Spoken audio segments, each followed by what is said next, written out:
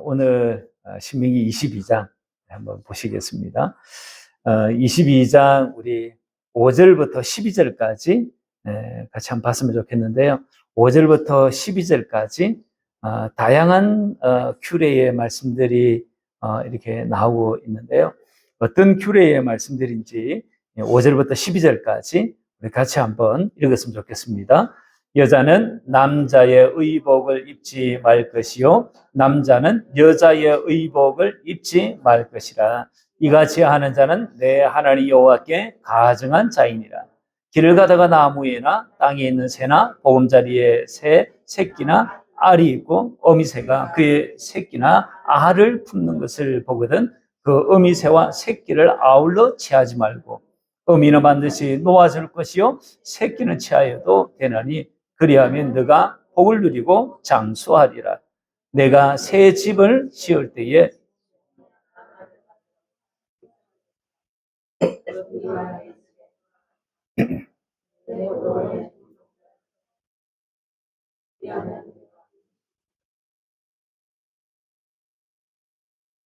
너는 소와 나귀를 교리하여 갈지 말며 양털과 배실로 섞어 짠 것을 입지 말지니라. 너희가 입은 겉옷에 내 귀에 술을 만들지니라. 아멘. 오늘의 이 본문 말씀은 지난 21장과 거진 비슷하게 다양한 규례의 말씀들을 이렇게 담고 있습니다. 그래서 한편으로는 설교하기가 까다롭고 한편으로는 설교하기가 상당히 이렇게 쉽기도 할 수 있는데 쉽자고 하자면 여러분들이 힘든 거예요. 그냥 읽고 해석하고 하면 되는데 그러나 이제 하나의 어떤 의미를 우리가 찾으려고 하니까 조금 까다로운 본문이기도 한 것입니다. 그래서 오늘 본문에 이 여러 다양한 규례들이 있는데 금방 읽으면서도 이거는 이라고 또 저건 저라고 이거는 이래 해야 되는구나 다양한 규례들을 담고 있다는 것을 아마 읽으시면서 느꼈으리라고 생각을 합니다. 그래서 오늘 이 22장을 보면서 저는 한 두 가지 정도 규례를 중심으로 같이 말씀을 좀 이렇게 나누는 것이 유익하지 않겠나 생각이 듭니다. 그렇다고 22장을 그냥 넘어갈 수는 없으니까 22장은 어떤 내용인지 그 간략한 내용들을 좀 보고 지나가는 게 좋을 것 같습니다. 그래서 먼저 우리가 읽지는 않았는데 1절부터 5절의 내용은요. 잃어버린 소, 양, 그리고 나귀 이런 것에 대한 규례의 말씀들 그 내용을 1절부터 4절까지 담고 있습니다. 5절은 우리가 읽었듯이 남자는 여자의 의복을 입지 말고 남자는 여자의 의복을 입지 말라 뭐 이런 말씀들이에요. 그러니까 남자 여자 의복을 서로 입지 말라고 이야기를 합니다. 이건 그 당시에 이제 종교 의식과도 상당히 관련이 있었다고 해요. 그래서 종교 의식을 행하는 가운데 이제 남자가 여자 의복을 입고 여자가 남자 의복을 입는 이런 일들이 성행을 했던가 봐요. 그러면서 아마 제사를 우상 숭배를 하면서 성에 이 요상한 이 행위들을 동반했던 것입니다. 그래서 이런 행위를 하나님은 가증하다라고 그렇게 여기시고 이런 일 하지 말라고 이야기를 하십니다. 어쩌면 그런 행위를 통해서 우상 숭배에 물들까봐 하나님께서 하신 것도 있으실 거라고 생각이 듭니다. 그러나 그냥 문자적으로 보면 남자와 여자, 여자와 남자 이것은 엄연히 다른 정체성을 가지고 있는 사람이니 그 사람들이 자기의 고유한 성 정체성을 가진 그 옷들을 입을 것에 대한 하나님 말씀인 것 같아요. 요즘도 이렇게 이성의 옷을 입는 취향이 있습니다. 그런 취향을 가지고 있는 사람들이 있어요. 그런 사람들을 트랜스베스티즘이라고 그렇게 이야기해요. 이 트랜스베스티즘 같은 이런 성향을 가지고 있는 사람들이 있는 거예요. 나는 여자 옷을 입는 것이 그냥 그게 좋은 거예요. 예. 그런 것에 대해서 오늘 성경은 그냥 원칙적으로 그렇게 하지 말라. 이렇게 말씀합니다. 그래서 이걸 이제 오늘날 이제 유니섹스 시대를 살아가고 있는 우리들에게 이 말씀을 어떻게 적용시켜야 되는가? 그것에 대해 이제 어려움이 있어요. 요즘 기장만 비슷하면 남녀가 이게 남자 옷인지 여자 옷인지 모르는 옷들이 상당히 많은 거예요. 상당히 많은 거예요. 그래서 그런 시대를 살아가고 있는 우리에게 그래도 하나의 큰 이게 금과 같은 이게 기준과 같은 것이 있다면 남자는 남자 옷, 여자는 여자 옷을 입는 것이 우리에게는 그것이 정치구로 받아들였으면 좋겠다 싶어요. 유니섹스와 같은 이런 혼성물이 입는 그런 옷은 이 변칙인 거예요. 요즘 퓨전 음식 이런 것도 많이 나오잖아요.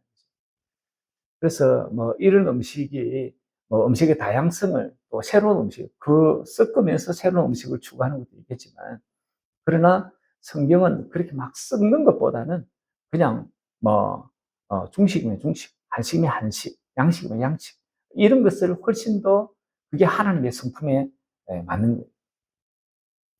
그래서 남자 여자의 의복을 서로 입지 말라 이런 말씀을 하십니다. 이런 말씀에 대한 현대적 적용은 여러분들이 고민하면서 좀 하셔야 될 거라고 생각이 듭니다. 그리고 6절, 7절, 뭐, 어미새와 새끼를 아울러 취하지 말라. 뭐, 새끼만 취하고 어미새는 남겨두라. 생태계를 보존하는 의미이기도 하겠지만, 잔인성을 멀리하게 한 말씀이기도 한 것이에요. 그래서 뭐, 6절, 7절 읽는데, 이해하는데도 어려움이 없습니다. 8절은 집을 짓는 거예요.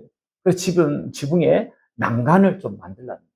나는 내 집을 지으면서 이 구조를 아는 거예요. 옥상에 가려면 어디가 낭떠러지고 어디 쯤은 이렇게 좀 위험하다 이런 것을 자기는 아는 거예요.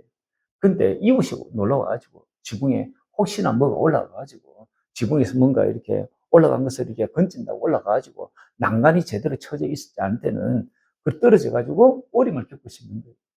그래서 이것은 이웃에 대한 배려입니다. 그래서 난간 만들라 이런 말씀하시고요. 9절부터 12절까지는 썩지 말 것에 대한 규례의 말씀들을 쭉 이렇게 하고 있는 거예요. 그래서 두 종자를 썩어 뿌리지 마라. 두 종자 썩어 뿌리지 마라. 그리고 소, 낙이 같이 결의를 해서 밭갈지 않도록 그렇게 해라. 그러니까 소나 나귀는 이렇게 힘을 쓰는 힘의 이 파워도 다르고요. 그리고 이 스피드도 다른 거예요. 그래서 어느 한 짐승기에 이렇게 기준을 해가지고 결의를 해가지고 밭을 갈게 만들면 이 어려움이 있는 거예요. 저는 뭐 도시에서 태어나가지고 이것을 이제 뭐 책을 통해서 그냥 제가 체득한 것이지만 정확하게 뭐 농경사회에서 이 뭐 소, 나귀를 이렇게 같이 결의를 해가지고 끈다는 게 어떤 건지는 제가 잘 모르겠어요. 그러나 좌우지간 여기 이 말씀에서 계속 이야기하시는 것은 썩지 말라. 썩지 말라. 그래서 이 세대의 이 세태와는 상당히 이제 결이 다른 말씀입니다. 이렇게 사는 것이 복인 줄 믿습니다. 성경대로 사는 것이 복인 줄 믿습니다.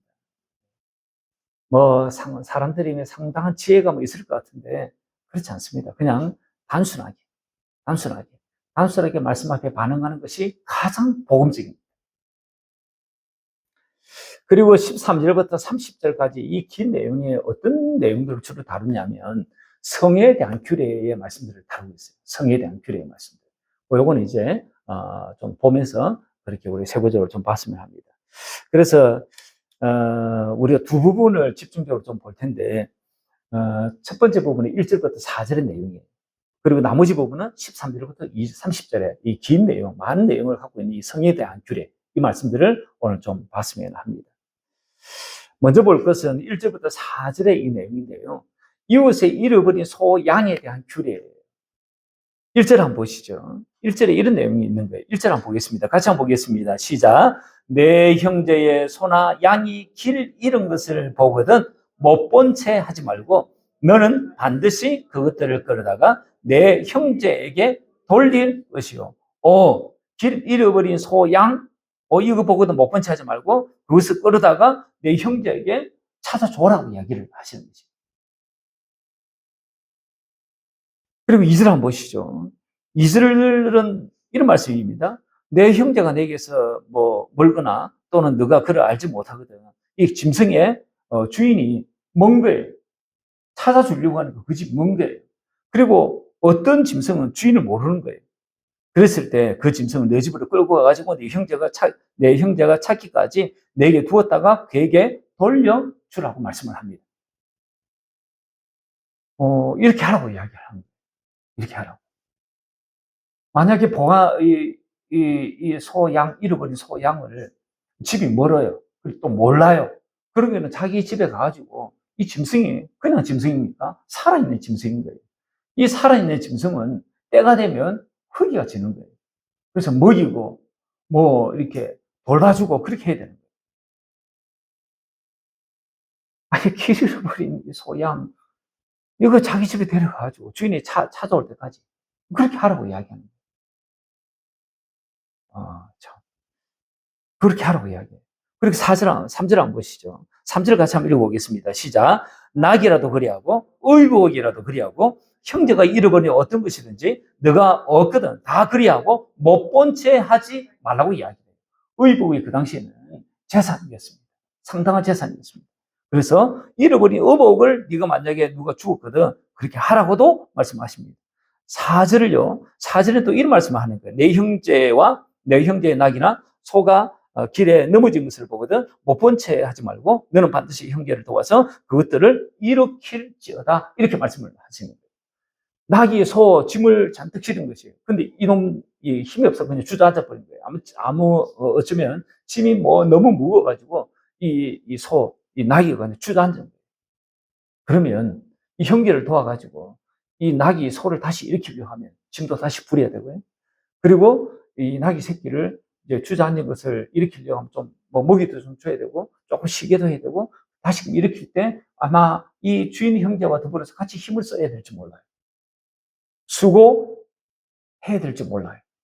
그런데 오늘 성경은 그거 기꺼이 그렇게 하라. 그렇게 지금 말씀을 하는 것입니다.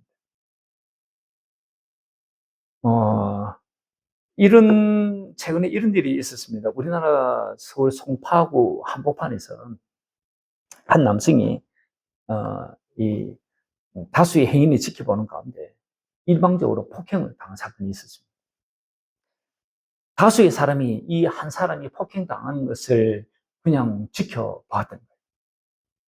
지켜본 많은 사람들이 아무도 신고하거나 아무도 말리지를 않았던 거예요. 폭행을 당한 그 사람은 어떻게 됐을까요? 그 자리에서 죽었습니다.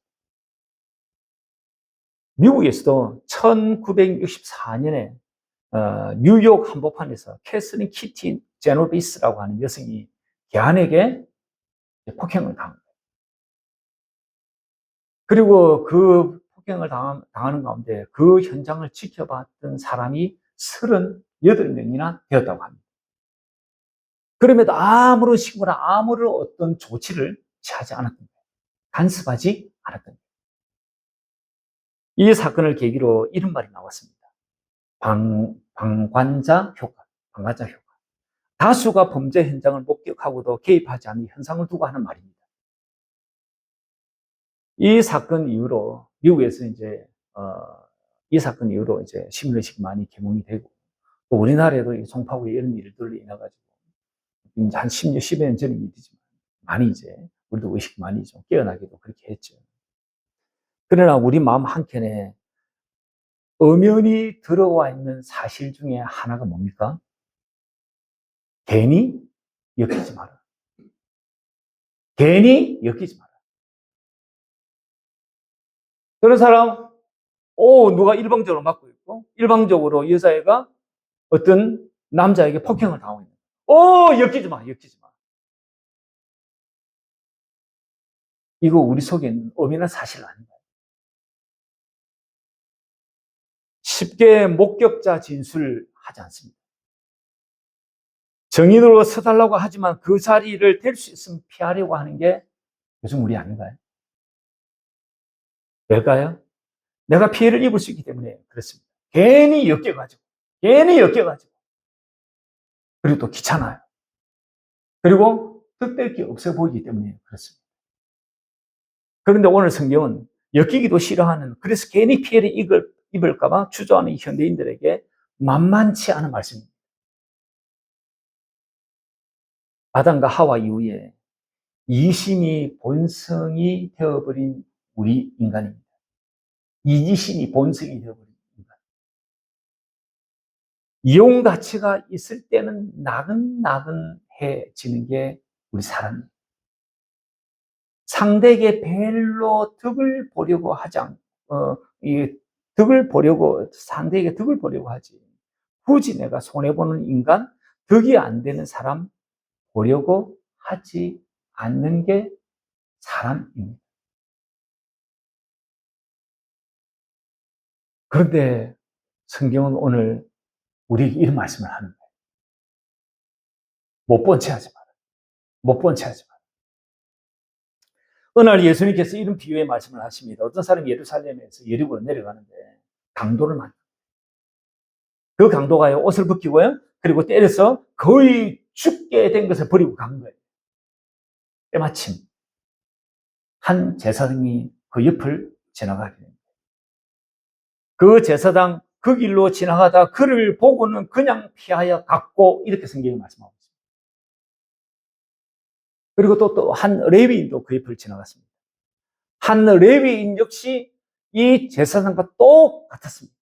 그냥 보고 피하여 갔고, 이렇게 적고 있습니다, 성경. 그런데 어떤 사마리아인은요, 여행 중에 그를 보고 불쌍히 여깁니다. 그리고 기름과 포도주를 그 상처에 붓고요, 싸매고요, 주막으로 데려가지고 그 강도 만난 그 사람을 돌봐줍니다. 데나리온 둘을 줍니다. 올라가서면 한 30만 원, 30만 원 될 거예요. 그 30만 원 주인에게 주면서 좀 돌봐주라고, 이 사람. 그리고는 한마디를 더 합니다. 만약에 비용이 더 들 것 같으면 내가 지금 여행 가는데, 여행 가다가 돌아오는 그 길에 더 든 비용이 있다면 내가 갚아주겠다고 이야기를 하는 것입니다. 이 사람은요, 그냥 자기 집을 가는 것이 아니라 이 사람 주막을 들르겠다는 거예요. 들러가지고 이 사람이 지금 강도받는 이 사람의 사후가 어찌 되는가, 그걸 관심 가지고 지금 있는 것을 보게 되는 것이죠. 이랬으면서 주님이 누가 이 강도 만난 자의 이웃이겠느냐, 이 질문을 합니다. 자비를 베푼 자니이다, 이렇게 답을 하죠. 이 질문을 한 사람이 누구냐니까 율법학자입니다. 율법학자가 그런 질문을 했거든요. 누가 나의 이웃입니까? 이 질문을 했거든요. 이 질문에 대한 답변으로 예수님께서 이 사마리아인의 이 비유의 말씀을 해준 것입니다. 오늘 본문의 말씀을 비유로 그렇게 말씀하신 것이죠. 그러니까 이 신명기 이 본문의 말씀을 예수님은 사마리아인의 비유로 말씀하신 것이에요. 여러분, 어떻게 이렇게 살 수 있을까요? 저도 이 말씀을 접하는데 제가 참 약한 부분이구나 하는 그런 생각이 들었던 대목입니다. NGO 단체들이 이제 우리가 기독교 유튜브를 보거나 또 기독교 방송을 보거나 하면 곧잘 이 NGO 단체에서 도움을 구하는 요청에 광고를 보게 됩니다. 저는 그 사연을 보는 게 마음이 참 힘들어요. 그래서 그런 광고 나오면 제가 빨리 스킵을 합니다. 이번에 경북 안동 지역에 산불 피해를 입은 분들과 전소를 당한 교회들이 있습니다. 이런 사람, 이런 교회에 마음 되는 것도 참으로 부족한 저인 것을 제가 발견합니다. 여러분은 어떻습니까? 오늘 본문과 같은 말씀을 어떻게 내 삶으로 살 수 있을까요? 못 본 채 하지 마라. 이 말씀대로 우리가 어떻게 살 수 있을까요? 예수님이 이 선한 사마리아인의 비유의 말씀을 하게 된 것은요, 율법 교사의 질문에서 비롯되었습니다. 율법 교사가 예수님을 시험하려고 좀 이렇게 나쁜 마음으로 예수님 앞에 골탕 먹이려고 질문을 한 거예요. 예수님 앞에 맨 처음에 이런 질문을 했습니다. 선생님, 내가 무엇을 하여야 영생을 얻을 수 있겠습니까? 이 질문에서 비롯된 거예요.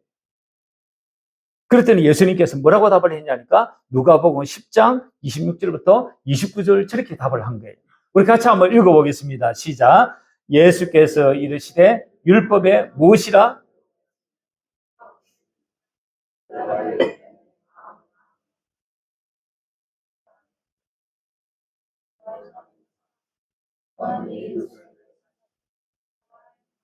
28절 예수께서 이르시되 내 대답이 옳도다. 이를 행하여 그러면 살리라 하십니다. 저렇게 행할 때 산다라고 하는 거예요. 저럴 때 영생을 얻는다라고 말씀하시는 거죠. 그러니까 크게 보면 두 가지죠. 마음, 목숨, 힘, 뜻 다 해가지고 하나님 사랑하라. 둘째, 내 이웃을 내 몸과 같이 사랑하라. 이걸 너가 행해야 된다. 행해야 산다. 행하지 않으면 죽는다. 그 말이죠. 이 예수님의 말씀에 이율법 교사가 이런 질문을 재차하는 거예요. 그게 29절입니다. 29절의 말씀 같이 한번 읽겠습니다. 시작. 그 사람이 자기를 옳게 보이려고 예수께 여짜오되 그러면 내 이웃이 누굽니까? 이런 질문을 한 거예요. 이 질문에 예수님의 답변이 선한 사마리아인의 이 비유의 말씀을 해 주신 것이에요. 이런 사람이 이웃이야.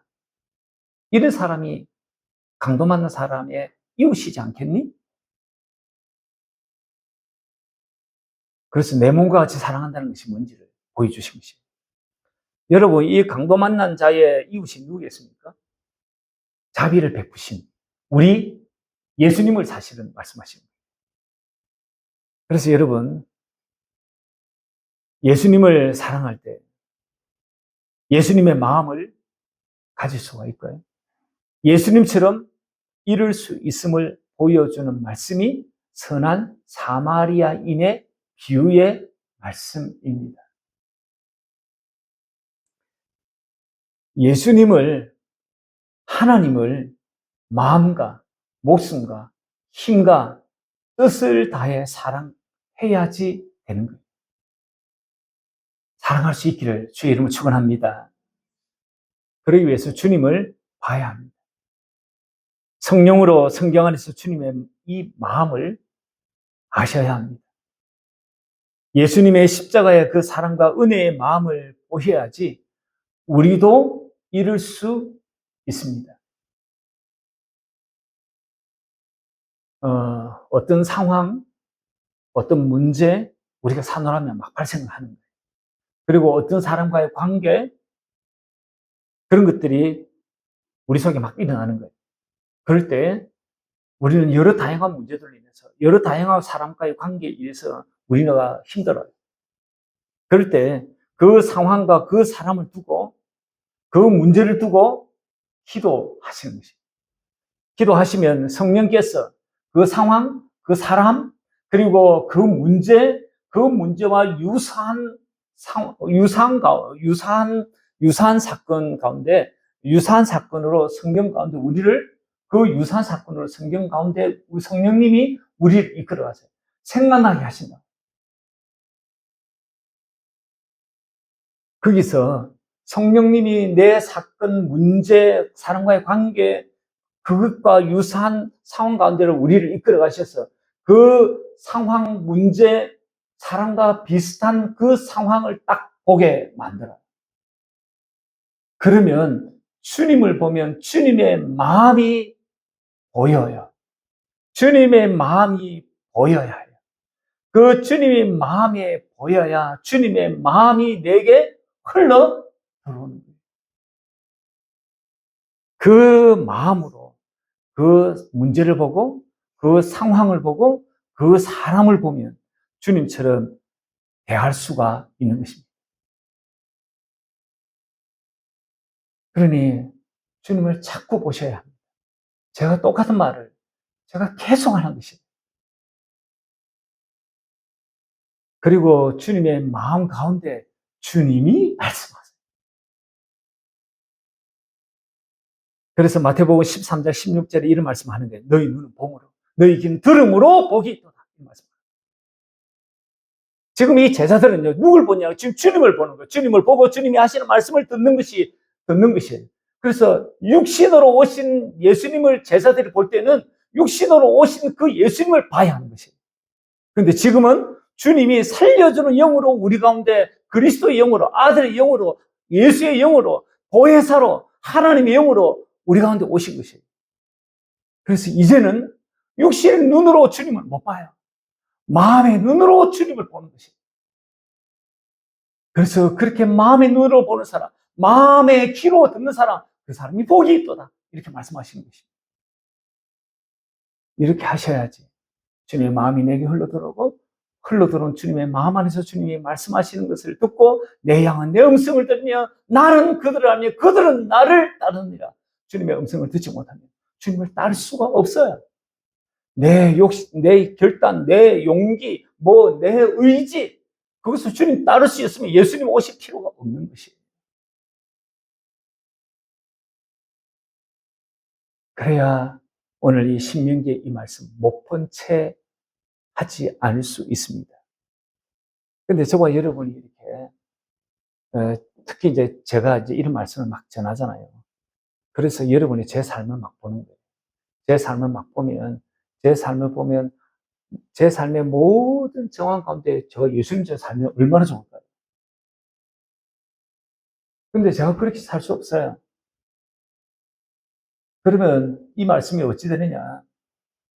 저도 제 삶의 대부분의 문제는 저도 육신을 입고 있기 때문에 제가 워낙 육신대로 육신의 생각과 마음으로 판단하면서 살아왔던 게 지금까지 삶이에요.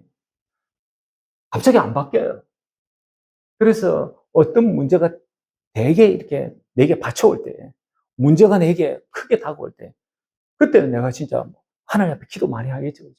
그 문제를 두고, 그 관계의 문제를 두고, 그 문제, 그 상황의 문제를 두고 제가 절절히 기도하지 않겠습니까? 그래서 성령님을 구하지 않겠습니까? 그 성령님을 구하면 그 성령님께서 저를 이끌고 성령 가운데로 가는 것입니다. 그래서 때로는 문둥병자를 보게 만들고, 때로는 아들의 귀신 들린 그 아비를 보게 만듭니다. 거기에서 주님께서 마음을 주십니다. 그 마음을 그때 주님이 내게 주시는 마음, 그때 주님이 내게 주시는 말씀, 그 말씀을 내가 마음으로 믿고 입으로 시인을 하면 역사들이 일어나는 것입니다. 그래서 그런 상황마다 저와 여러분이 무릎을 접어야 하는 것입니다. 그것이 이제 저의 삶에 굉장히 보편화되었다. 그게 제 삶에 굉장히 일상화되었다. 그러면 제 삶의 많은 부분에서 제가 그렇게 행하겠지. 그렇게 행할 거예요. 그래서 야, 저렇게 이야기하는 손 목사 한번 보자. 그렇게 봐서는 안 돼요. 저를 보면요, 실족해요. 계속 사랑 이야기하는데요. 목사님 보니까 사랑이 있나 없나? 여러분이 원하는 사랑이 뭔지 모르겠지만 사람마다 사랑의 색깔이 다 달라요. 여러분이 원하는 두 사람만 있다 하더라도 이 사람은 이렇게 해줄 때 저 사람이 나를 사랑하는구나 느껴요. 이 사람은 이렇게 해줄 때 저분이 나를 사랑하는구나 라고 느껴요. 똑같이 해주면요, 똑같이 두 사람 다 사랑하는가 못 느껴요. 그래서 사랑의 언어가 있어 사람마다 달라요. 그래서 여러분 그렇게 보시기를 바라고요. 그리고 또 하나의 규례는 제일 긴 대목이에요. 13절부터 30절 성에 대한 규례예요. 이 대목을 조금 더 세밀하게 구분해 보면요, 13절부터 21절까지의 이 내용은요, 남편이 아내와 결혼했는데 미워하는 거예요. 그래서 누명을 씌웁니다. 저 여자 맨 처음에 결혼했는데 저 여자 전혀 아니던데? 그래서 전혀 아니라는 그 명목으로 이 여자를 내쳐버리는 거예요. 그러면요, 이 여자가 자기가 처녀로 결혼했다는 것을 증명하지 못하는 이상 이 여자는 그냥 돌팔매질 당해가지고 부정한 여인으로 죽임을 당하는 그런 내용이에요. 반대로 남편의 주장이 맞다면, 남편이 주장이 맞아가지고 그렇다면 여자는 죽고요. 만약에 남편이 거짓말을 했다. 그러면 여자가 자기의 처녀성을 인정을 하게 되면, 그렇게 되면 이제 성읍의 장로들이 태형으로 남편의 이 남자를 처벌을 하는 거예요. 그리고 보상도 주고 평생 버릴 수 없도록 조치하는 내용이 여기에 담겨져 있습니다. 이 말씀을 듣고 성경 한번 읽어보겠습니다. 13절부터 21절까지 읽으면 이해가 될 거예요. 다시 한번 읽어보겠습니다. 13절부터 시작. 누구든지 아내를 맞이하여 그에게 들어간 후에 그를 미워하여 비방거리를 만들어 그에게 누명을 씌워 이르되 내가 이 여자를 맞이하였더니 그와 동침할 때에 그가 처녀임을 보지 못하였노라 하면 그 처녀의 부모가 그 처녀의 처녀인 표를 얻어가지고 그 성문 장로들에게 가서 처녀의 아버지가 장로들에게 말하기를 내 말을 이 사람에게 아내로 주었더니 그가 미워하여 비방거리를 만들어 말하기를 내가 내 딸에게서 처녀임을 보지 못하였노라 하나 보라, 내 딸의 처녀의 표적이 이것이라 하고 그 부모가 그 자리 옷을 그 성읍 장로들 앞에 펼 것이요. 그 성읍 장로들은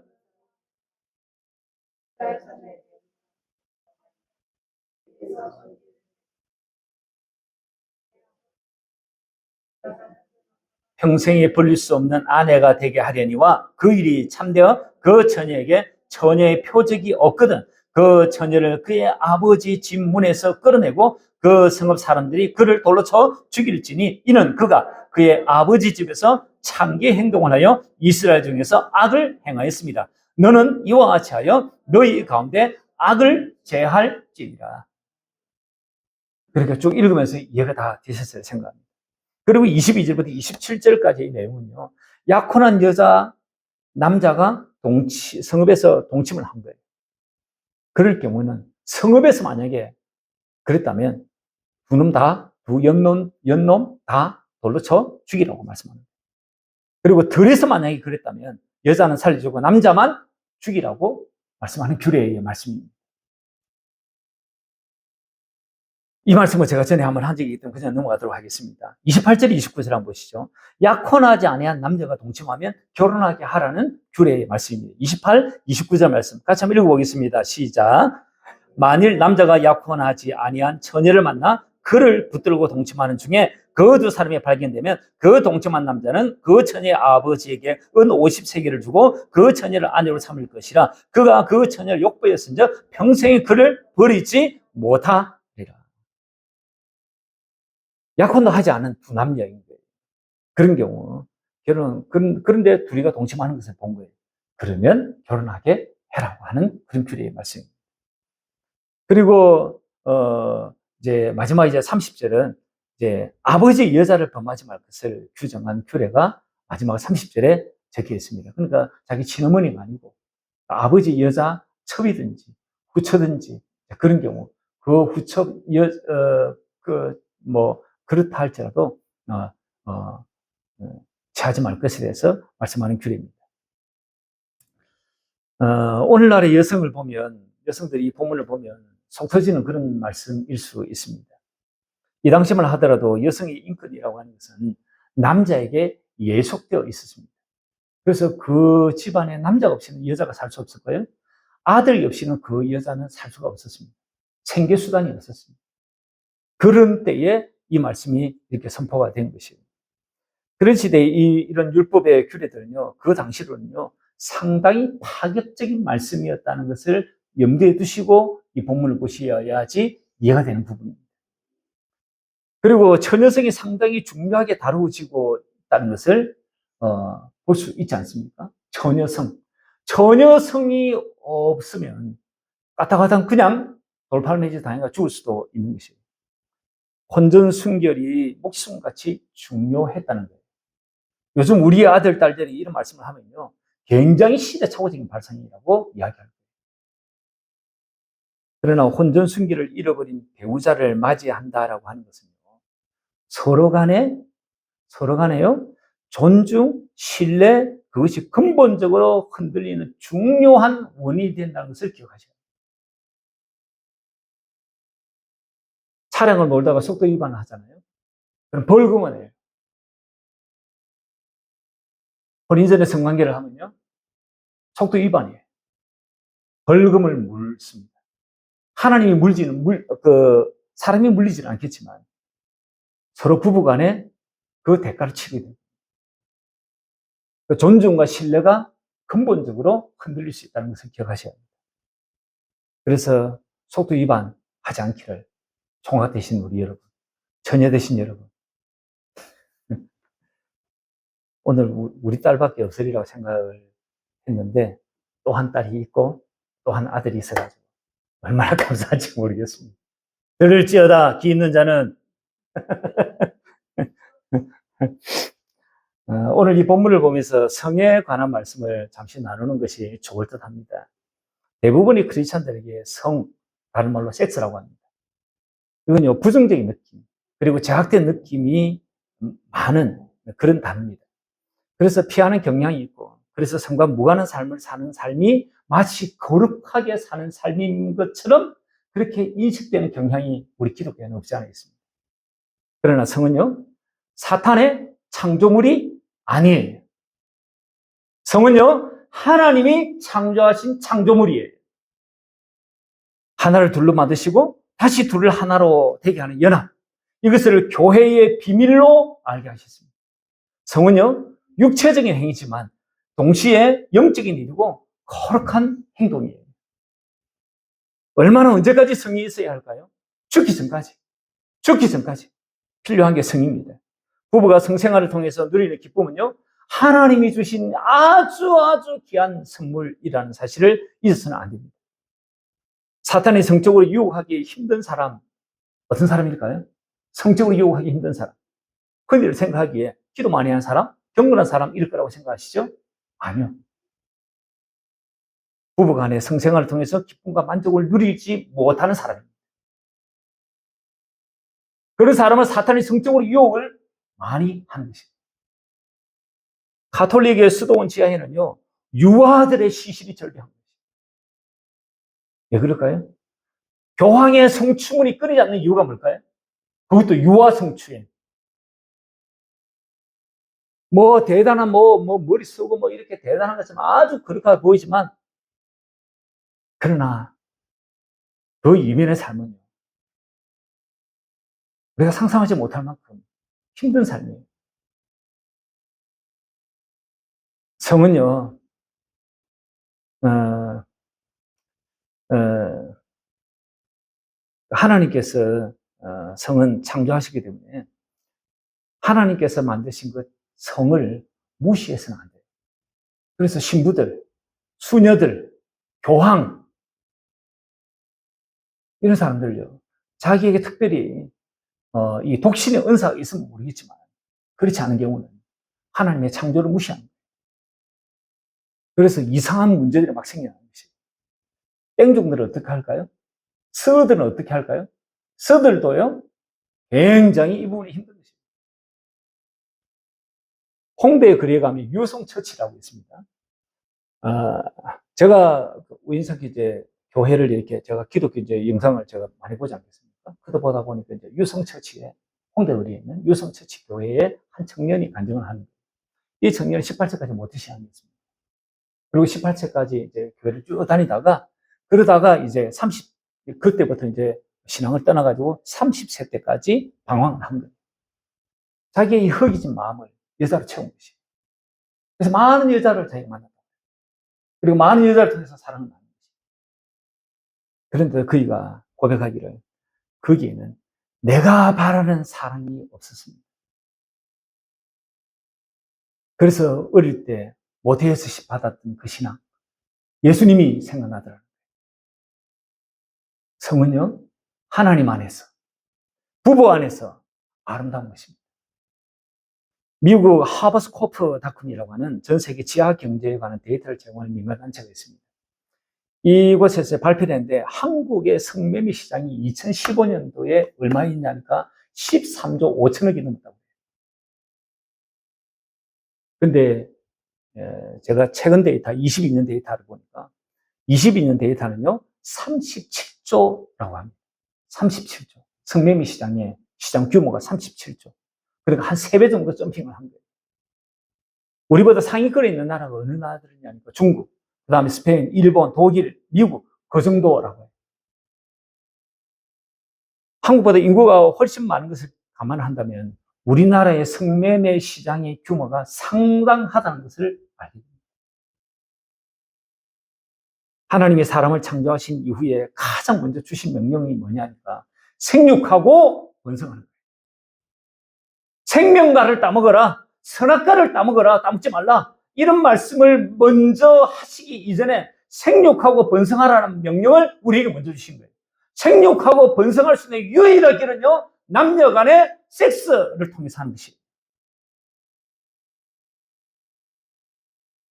그렇지 않으면 이 명령을 수행할 수가 없어요. 생육하고 번성하는 것은요, 곧 경건한 자손을 얻는 것이에요. 이를 위해서 하나님은 부부에게 성을 선물로 주신 것입니다.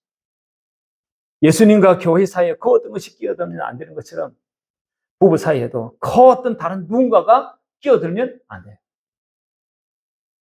성은 하나님의 계획과 목적대로 부부에게 주신 창조적 선물이지 지저분하고 수치스럽고 동물적이고 뒤에서 시시해야 되고 은폐해야 하는 그런 것들이 아닌 것이에요.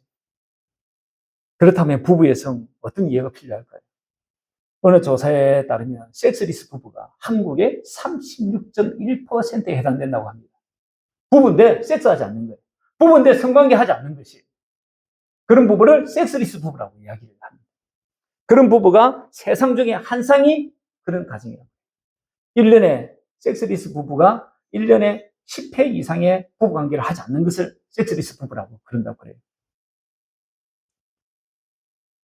그러면 그 사람들이 정말 성욕이 일지 않아가지고 생육하고 번성하는 이 명령을 주님께 충실하게 실행할 수 있도록 육체의 건강을 주지 않아가지고 이 사람들이 10회 미만을 해도 괜찮은가? 그게 아닌 것이죠.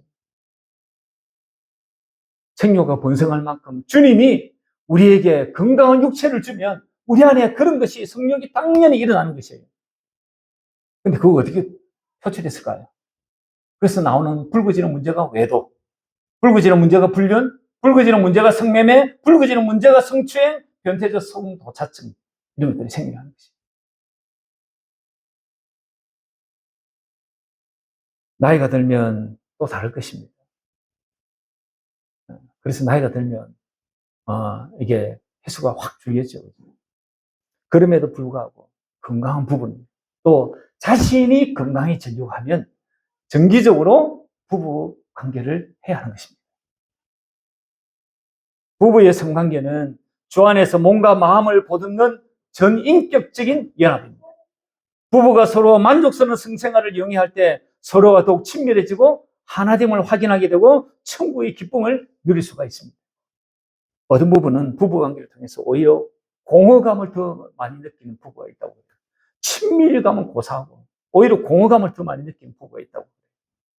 정서적인 깊은 유대감 없이 마음을 서로 교환함이 없이 그냥 성적 욕망만 해소하기 때문에 그렇습니다. 부부가 관계를 가진다는 것은 마음을 나눠야 해요. 마음이 열려야 육체가 열리는 것이에요. 그래서 마음을 나누셔야 합니다. 남자들 잘 들으셔야 합니다. 마음을 나누셔야 합니다. 마음을. 그렇지 않으면 여자는 자기가 강간을 당한 느낌을 받는다. 하나만 더 하겠습니다. 부부의 성은요, 섬김과 헌신을 필요로 합니다. 우리가 누군가를 사랑한다라고 하는 것은 그 사람에게 헌신하려는 의지의 움직임입니다. 예수님 우리를 사랑하시기에 죽기까지 하셨고 우리를 위한 헌신과 섬김의 삶을 사셨습니다. 부부 생활도 이와 같습니다. 부부 간의 성생활은 배우자에 대한 사랑의 헌신인 것입니다. 마지막으로 하나님께서 우리에게 주신 삶은요, 영적인 일입니다. 영적인 일. 그리고 거룩한 행동입니다. 그리고요, 바른 일입니다. 그리고요, 건강한 일입니다. 그리고요, 아름다운 것입니다. 우리가 왜 성을 추적해 보냐니까. 우리가 다 어디서 성을 배우냐니까. 빨간 비료에서 배웁니다. 그래서 성을 더럽게 봅니다. 바르기는 주 안에서 성에 대한 좋은 이해함이 있으시기를 바랍니다. 또한 주님을 사랑함으로 마음과 목숨과 힘과 뜻을 다해 사랑함으로 못 본 채 하기보다 남을 유익하게 하며 사시는 은혜가 있으시기를 주님의 이름으로 축원합니다.